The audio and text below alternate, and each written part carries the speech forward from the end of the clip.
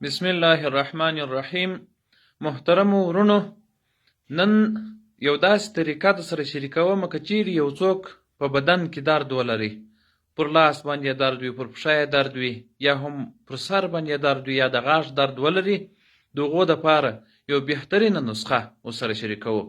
یو آیات دی، که چیرې دغه آیات څوک اووه ځلې ووایي نو او پر هغه کم ځای چې هغه درد کوي پر هغه ځای باندې به یې لاس نیولی وي، د الله تعالی جل جلاله په فضل عظیم سره د دم تر خلاصېدلو سره سم به د دغه کس دغه درد هم سم سي.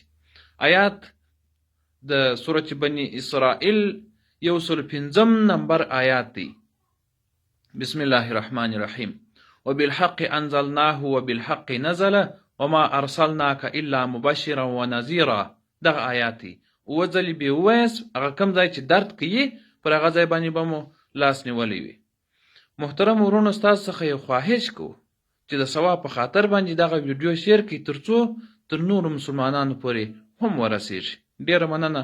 الله تعالی مو کامیابه په دنیا او په آخرت کې لره.